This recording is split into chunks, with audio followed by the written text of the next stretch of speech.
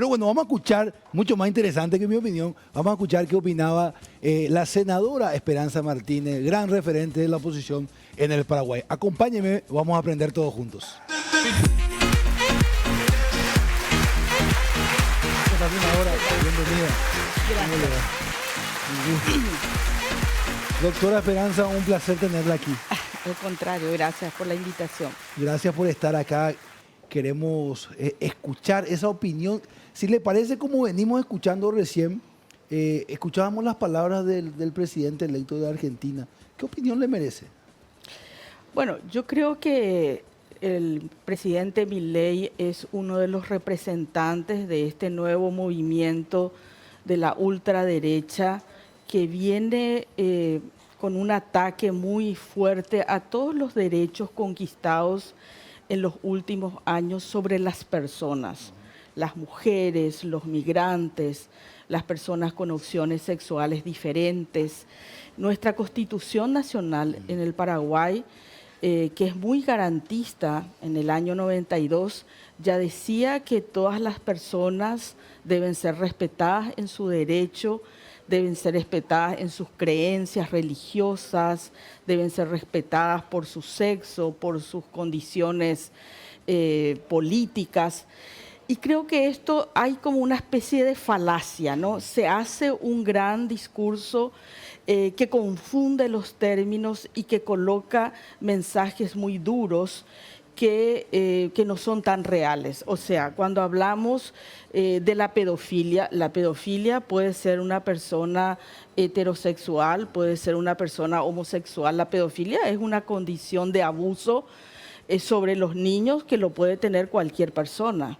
Lo mismo cuando se plantea los derechos de las mujeres y esa lucha de las mujeres sobre la violencia, que no es un tema menor. No es cierto que cada semana un varón es asesinado por su pareja. Lo habitual es al revés. Cada 8 días en el Paraguay comenzamos este año 2025 con 4 o 5 feminicidios que han sido muy colocados en los medios de comunicación por su ferocidad.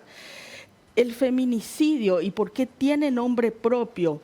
Y porque lo que queremos con eso es que la sociedad comprenda que la violencia hacia las mujeres es cultural, es estructural. Tenemos un nombre propio cuando se roba ganado, ¿verdad? Que es el abigeato. Entonces, ¿por qué no tendría un nombre especial el asesinato de mujeres por sus propias parejas? Porque no estamos hablando del asesinato de cualquier mujer. Si en este momento entra una persona aquí y empieza a disparar y morimos la joven y yo y otras mujeres que estamos acá, bueno, es un asesinato donde murieron mujeres. Claro. Pero si por esa puerta entra mi esposo, ¿verdad? Por un ataque de celos, porque estoy sentado con un joven tan encantador como vos, y me asesina porque tiene celos, porque yo soy parte de su propiedad privada. La cosificación que se llama. Sí. Claro, él cree que yo soy parte de su propiedad privada y por lo tanto puede abusar de mí, puede pegarme, puede maltratarme, puede insultarme y puede asesinarme. Entonces, por eso digo que Milei es un gran vendedor de humo y un gran vendedor de un gran avance de ideas que hace 50 años creímos que habíamos superado. El tema de pensar un mundo donde todos podamos estar en paz, donde haya derechos iguales, oportunidades para todos y todas. E insisto, nuestra Constitución en el Paraguay es garante de esos derechos y no hay que olvidar. Y yo creo que el feminicidio, en el caso concreto que él hablaba, ha sido un avance importante porque ustedes, los medios de comunicación, ya no hablan de asesinato pasional. Dice un asesinato como si fuera que en un... Crimen pasional se solía un crimen pasional, no sé, se pelearon y se asesinó. No, esto es una situación que sucede cada 8 días en el Paraguay. Y no sucede al contrario. No son las mujeres las que matan a sus parejas, porque estamos hablando siempre de que el feminicidio es el asesinato de una mujer por su pareja o expareja, sea novio, sea amante, sea esposo, pero sea. hay siempre una relación. Imagínense, alguien con quien hemos tenido hijos, alguien con quien hemos tenido una vida amorosa, digamos, termina con violencia la vida Muy de triste. esa persona, ¿verdad? Muy De modo triste que yo creo que esto es parte de las figuras que hoy son emergentes en la política, trayendo esta idea casi fascista, ¿no? De control, de miedo, de polarización, de que tengamos odio hacia las mujeres, hacia las personas LGTB, hacia los migrantes. La campaña que está haciendo Trump en Estados Unidos contra los migrantes, etcétera. O sea, son expresiones de una derecha fascista peligrosa que, bueno, ojalá que no llegue a nuestro país, porque lo que necesitamos los paraguayos y paraguayas es buscar cómo vivir en paz, cómo poder respetar a todas las personas por razones políticas, por razones religiosas, por razones de opción de género, porque habla guaraní, porque es indígena, porque es gorda, porque es... O sea, las discriminaciones son de varias naturalezas y lo que necesitamos como sociedad es ser tolerantes, ser respetuosos, porque todos somos personas, todos somos hijos de Dios de alguna manera. Claro, mi pregunta justamente iba sumando lo que usted ya nos expuso de una manera tan clara, tan contundente. Le agradezco su opinión bien sólida. Tiene que ver justamente con Donald Trump. Ahora recién asumió el 20 de enero, para ser más exacto. ¿Qué representa esto y cómo el Paraguay está parado?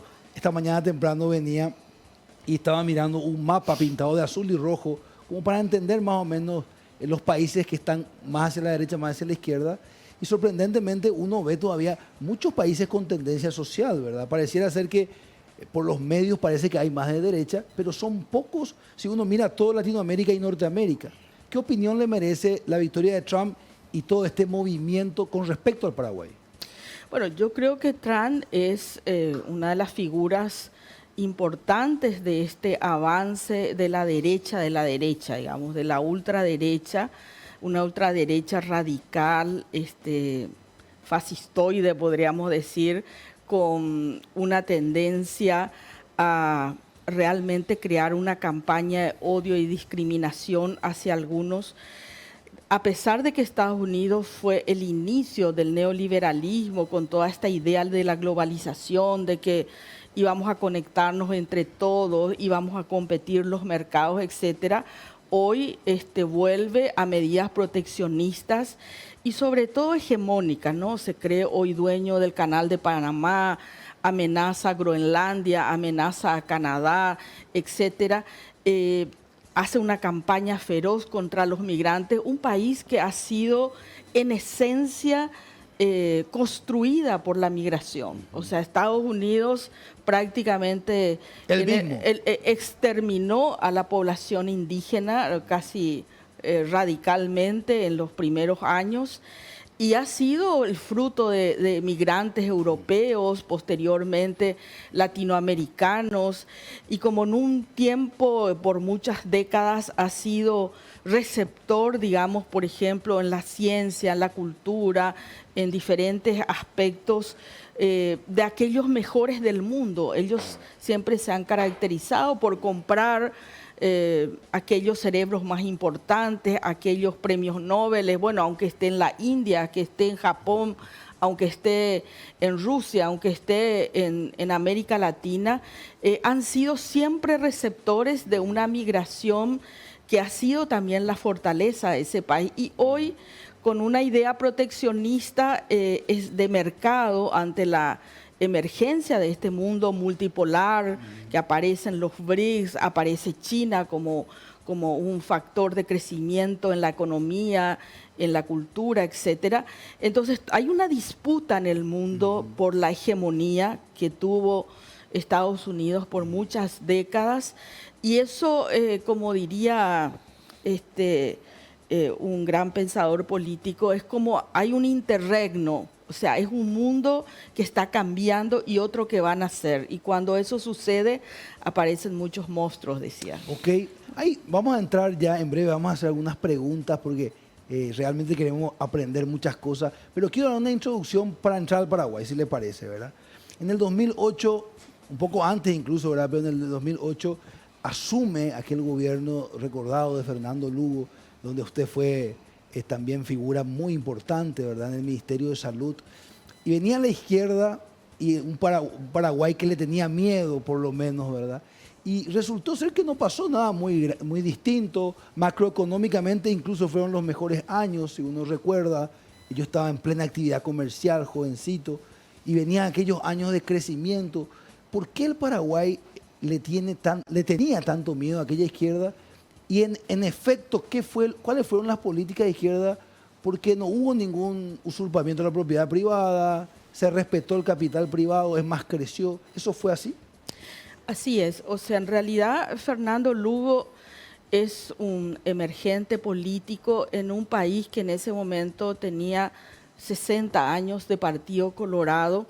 Un Partido Colorado que ha construido en todo este tiempo un modelo clientelar político que se ha caracterizado por el crecimiento interno de la corrupción, tanto en el sector público como en el sector privado, tanto con los negocios lícitos como los negocios ilícitos. Y esa corrupción, esa impunidad a través del control de los tres poderes del Estado, porque controlan. Incluso durante el gobierno de Lugo nosotros teníamos pocos senadores, no teníamos mayorías. El poder judicial, que siempre estuvo supeditado al poder político, construyó, por supuesto, avances. Hemos tenido la represa Itaipú, ha crecido porque ha crecido toda la región, pero se ha caracterizado por privilegiar a ciertos grupos económicos, a crear negocios, oportunidades para un sector de la población, 300, 400, 500 familias, a expensas de los 6 millones de paraguayos que hoy viven en el Paraguay.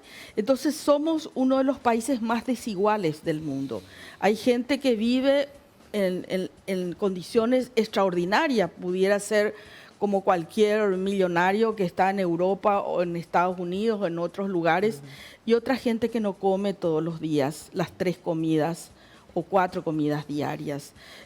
Hoy vemos otra vez desnutrición infantil, hoy vemos gente que todavía no accede al agua potable, que tiene aguateras. Nosotros tenemos una ciudad como Asunción que no tiene todavía las veredas, o sea, mínimas condiciones de desarrollo para que las ciudades, para que el país le dé condiciones de calidad de vida a la gente. Estamos hablando de salud, de educación, de transporte público, estamos hablando de la posibilidad de un empleo que sea digno, un empleo que pueda tener la garantía de la seguridad social, que cobre lo que dice que se tiene que cobrar, etcétera. Entonces, se ha construido en 70 años de Partido Colorado desigualdad, pobreza, prepotencia, prebendarismo, nepotismo, clientelismo político. ¿Y qué hizo Lugo, que estuvo 48 meses en el gobierno? Primero hizo un gobierno plural. Estaban desde el Partido Comunista hasta el propio Partido Colorado, pasando por todas las miradas políticas. Hubo un fuerte compromiso social, como era el compromiso de los gobiernos progresistas de la época. Entonces inició el tema de la tercera edad, porque este es un país donde la gente se jubila solo el 30% de la población. El resto trabaja toda su vida, pero después no tiene cómo sobrevivir. Comenzó la merienda escolar, comenzó el del tema de salud, que es un tema que a mí me toca, los accesos gratuitos al sistema de salud. Iniciamos los equipos de salud en la familia que tenían una filosofía política que lastimosamente no se continuó, pero era la base de crear sistemas de prevención para que la gente no tuviera que llegar por no control de las enfermedades a internarse, a morir precozmente, porque hoy tenemos muerte precoz de los adultos. ¿Qué quiere decir eso? El promedio de vida es 70 años y hay gente que se muere a los 40. Esa muerte es precoz y se muere de infarto y se muere de accidente vascular y se muere de la complicación de una diabetes, se mueren de accidentes de tránsito, se mueren por cánceres que ni siquiera podemos detectar precozmente. Entonces, era una sociedad que necesitaba de atención a los problemas sociales y creo que ese fue el rostro de Fernando Lugo. Claramente. Un gobierno que pensó en la gente, que habló con la gente y que hizo una serie de medidas. Probablemente estuvimos muy corto tiempo, estuvimos 48 meses, pero ha marcado la diferencia porque ha habido un interés político de financiar políticas públicas. Claramente. Diego Martínez. Senadora, siempre un gusto escucharla. Senadora, habrá visto un fuerte debate en redes, medios, el caso Venezuela. Si Nicolás Maduro es o no un dictador, si Nicolás Maduro llegó a través del voto popular, porque se mencionaban muchos sectores, por ejemplo Machado decía que el que ganó por alto margen era Edmundo González, que tenía por supuesto el apoyo de muchos países, entre ellos Paraguay. Hoy está en el poder Maduro, más allá de las opiniones que surgieron. Hoy, ¿cómo está Maduro? ¿Cuál es tu opinión, senadora? Y dos, ¿cómo crees que se vincularía Santiago Peña, presidente de Paraguay, ante este contexto donde él se juega por Edmundo González? Bueno, la posición que siempre yo he mantenido es que nosotros tenemos una constitución nacional que nos impide hacer injerencia en otros gobiernos. Es muy difícil para un gobierno, cualquiera sea, porque la mayoría de los países latinoamericanos tenemos una posición no injerencista, decir quién es el presidente de la República a otro país. Yo creo que más allá de nuestra opinión sobre el gobierno del presidente o del proceso de las elecciones, fíjense que cuando nosotros tuvimos las elecciones de Santiago Peña, Payo Cubas dijo que él ganó las elecciones, han habido movilizaciones, etcétera. E imagínense que otro país venga y nos diga a nosotros, Paraguayo Cubas es el presidente y no Santiago Peña. Y nos vamos a enojar porque los paraguayos, porque en realidad, más allá de la crítica que tengamos a nuestro propio sistema electoral, más allá que sabemos que hay fraude en el Paraguay, hay un sistema que hemos creado los paraguayos y que ese sistema nos dice quiénes son las autoridades. Entonces, yo creo que es muy peligroso ese hecho de que nosotros podamos definir quiénes son autoridades en otros países, y eso está claramente no solamente penado en nuestra Constitución, sino también en la Carta de Naciones Unidas, a las cuales estamos suscritos también como país. Por lo tanto, a mí lo que más me preocupa es que volvamos a pasar por un ridículo internacional. Fue lo mismo con Guaidó, en donde también muchos sectores, incluyendo nuestro país, afirmaban eso y después, con las decisiones del pueblo venezolano, sus autoridades, etcétera, por supuesto que eso no fue reconocido, y yo creo que estamos en la misma situación y vamos a tener tal vez el mismo resultado. Entonces, a veces un gobierno como Santiago Peña se preocupa mucho de instalar supuestamente una agenda internacional. Es más, creo que está más fuera del Paraguay que dentro del Paraguay. No lo he visto en estos 1 año y medio de gobierno, no lo he visto nunca en un asentamiento campesino.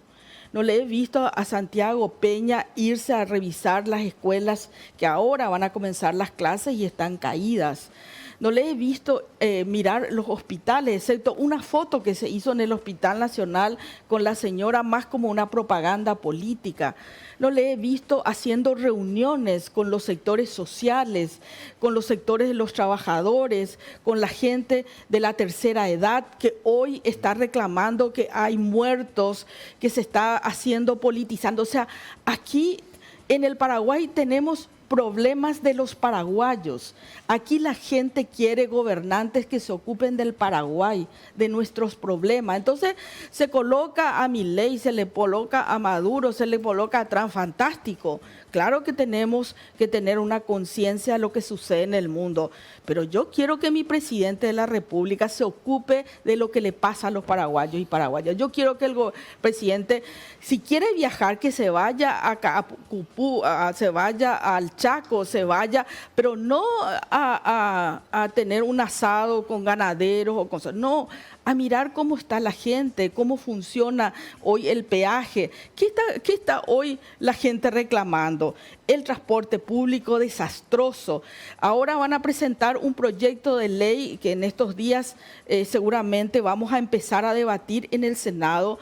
No se sabe quién va a financiar, no se sabe dónde va a salir la plata. Acaba de suceder una tragedia con una mujer que cae del sistema de transporte porque no se cumplen las reglas. El sector del transporte privilegiado, que siempre ha tenido subsidio del Estado, jamás ha mejorado nada. Esa es la tarea, eso es lo que le importa a la gente, al paraguayo, al Paraguay. Entonces, yo le digo al presidente Santiago Peña, deja de viajar, deja de gastar dinero en pasearte por el mundo y decirle a la gente que venga a invertir. ¿Quién va a venir a invertir acá si ni siquiera la energía eléctrica es estable todos los días? Si no tenemos caminos, si no tenemos sistema de salud, si no tenemos sistema de educación para preparar a nuestros jóvenes para que enfrenten la nueva transición tecnológica del trabajo, que es hoy el desafío más importante en los países. Entonces, a mí me parece que a veces estas son muletillas, tratando de decirle a la gente que ese es nuestro problema. Nuestro problema es otro presidente, es otro equipo de gobierno, y los que están alrededor del presidente deberían asesorarle que los paraguayos y paraguayas quieren un presidente de la República que se ocupe del problema social, del trabajo, de la economía, de los problemas cotidianos de la gente. Y allí le queremos ver, caminando por las calles, yéndose al mercado, yéndose, como lo hacía Fernando Lugo. Ustedes recuerdan que él tenía jornadas de gobierno todos los meses, recorriendo los diferentes departamentos y escuchando a la gente. Algunas cosas se pueden solucionar, otras no, pero hay que escuchar a la gente y hay que hacer una política que transforme la vida a la gente. Ahí está Jotita Bernabé. Senadora, un gusto. Coincido en gran parte o en parte de lo que está exponiendo, pero yo creo que uno siempre debe pregonar con el ejemplo. Uno siempre debe hablar desde el ejemplo que uno transmite, desde su idea a ejecutar. Usted habló mucho de que hay paraguayos que no tienen la posibilidad de comer 3 veces al día. Pero uno ve, por ejemplo, que los congresistas tienen dieta, gasto de representación, buenos salarios, combustible. Habló también de que de un porcentaje muy bajo de personas que se jubilan, pero los congresistas se jubilan en 2 periodos, algo que me parece un privilegio más todavía con esta última ley que se ha emitido. Habló de no poder ingerir, de interferir en política exterior. Sin embargo, la oposición utilizó la interferencia de Estados Unidos en época electoral para bajar a un vicepresidente de la candidatura. ¿Qué usted opina al respecto? Bueno, con respecto a los privilegios que tienen la Cámara de Senadores, yo comparto eso. Nosotros, cuando vino la pandemia, yo también era senadora y fuimos los primeros en sacar una serie de privilegios. Congelamos en ese momento nuestro salario, sacamos los cupos de combustible, sacamos el seguro médico que hasta ahora ya no ha sido devuelto. Y lo que ha sido retornado, yo tampoco he participado de ese proceso, digamos, de votación. Que lo cambiaron de nombre nada más. Exacto, pero digamos, es más, también fuimos partícipes de lo que fue la ley sobre privilegio general del Estado que hizo nuestro colega senador, no estoy recordando el nombre, que era del sector cartista también. En realidad yo creo que esas cosas sí tienen que ser corregidas.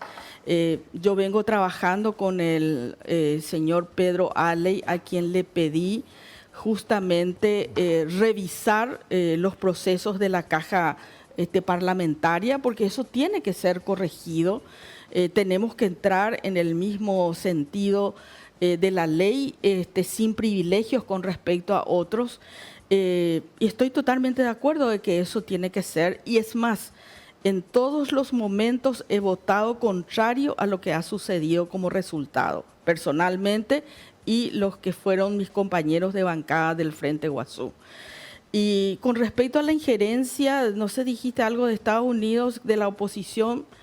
No entendí la pregunta, pero digamos, yo he sido siempre muy respetuosa de la no injerencia. Es más, he defendido los no bloqueos, como el caso de Cuba, quien, no sé, de alguna manera Estados Unidos ha decidido por más de 40 años que ellos tienen que estar bloqueados porque no comparten su manera de pensar política. Pero sin embargo, China, que también tiene un sistema similar, es su socio comercial y funcionan perfectamente. Entonces, si hay una coherencia en el bloqueo, ¿por qué no le bloquean a China? No, yo le hacía la consulta ¿Me nada entienden? más. O sea, Sí. digo nomás en el sentido de que todo este tema de la política internacional finalmente son intereses económicos.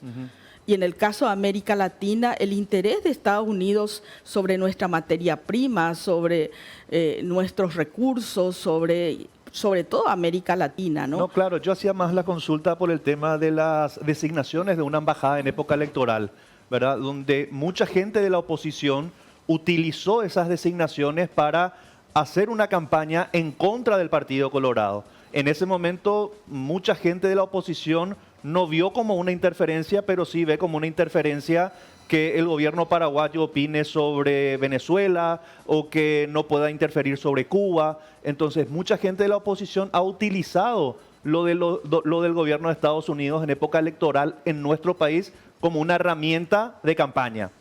Bueno, hay que aclarar la oposición. Sí. O sea, Parte de la oposición. Yo soy parte de la oposición, entonces, pero no comparto. Yo jamás he pedido ni he estado de acuerdo con ningún tipo de interferencia del gobierno de Estados Unidos. O sea, yo lo que lamenté, y están en mis redes sociales, cuando, por ejemplo, se declara significativamente corrupto al expresidente Cartes, lo que yo digo es que lamento que son gobiernos de otros países los que vienen a darnos cátedras de justicia, cuando en realidad somos los paraguayos, a través de nuestro Poder Judicial, a través de nuestra Corte Suprema de Justicia, los que tenemos que hacer justicia en el Paraguay. Y lo mismo el caso del asesinato de Peche. Todos estamos pendientes que Colombia nos resuelva el problema. ¿Por qué?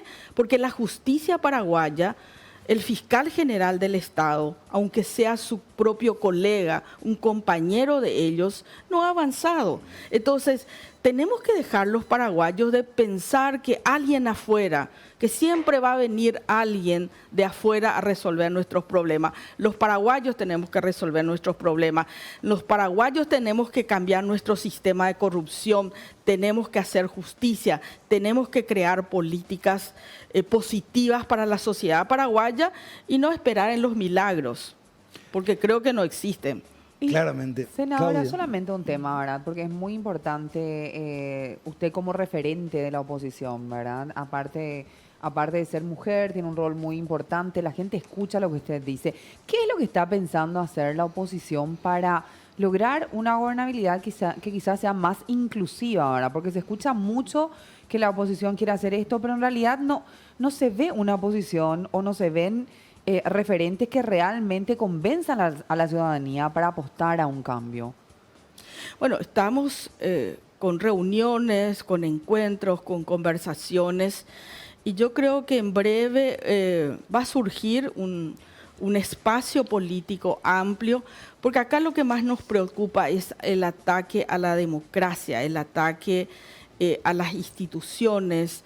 Digamos que necesitamos una propuesta que convenza a la gente que está descreída de todo, que no le interesa la política como un medio para resolver sus problemas, que piensa que las cosas que le suceden todos los días, finalmente, o alguien tiene que venir, pegarle a alguien o hacer alguna cosa violenta para transformarla, pero no que políticas públicas, inversión pública, gestores públicos son los que van a cambiar el Paraguay. Entonces, nosotros tenemos que tener candidatos y candidatas confiables, tenemos que tener una propuesta de cambio para el Paraguay y también tenemos que prepararnos para ganar, para gobernar y para dar resultados diferentes a la sociedad paraguaya. Y eso no es simplemente buscar un candidato. ¿Quién va a ser el presidente? ¿Va a ser fulano? ¿Va a ser mengano o mengana? Sino estamos haciendo grupos de trabajo, tenemos que tener un grupo económico, tenemos que tener gente que va a trabajar sobre la salud, sobre la educación, sobre la reforma agraria, sobre la alimentación, sobre el transporte, sobre la economía, sobre la industrialización del Paraguay. Tenemos que prepararnos para gobernar y para hacer transformaciones. Y eso es un trabajo silencioso, no todo sale en los medios de comunicación, pero yo confío en que hay una oposición seria que quiere cambios, que se está uniendo, que está conversando, y en breve le vamos a contar a la sociedad de que este grupo quiere presentarse como una alternativa para las elecciones municipales, seguramente no sé si en todos los distritos, pero sobre todo para el 2028. ¿Pero una coalición o es un partido político nuevo? No, yo creo que va a tener que ser una coalición amplia. Senadora, mis respetos por sus años de trabajo y le deseamos lo mejor en este camino. Gracias. Gracias a ustedes por invitarme. Es el primer programa del año, de modo que espero se vuelva a repetir otras invitaciones. Les deseo un excelente año de trabajo. Gracias. A un equipo maravilloso y muchas gracias por la invitación. Gracias, gracias. Estuvo con nosotros la senadora, la doctora Esperanza Martínez. Hablamos de Odonto Excellence Club.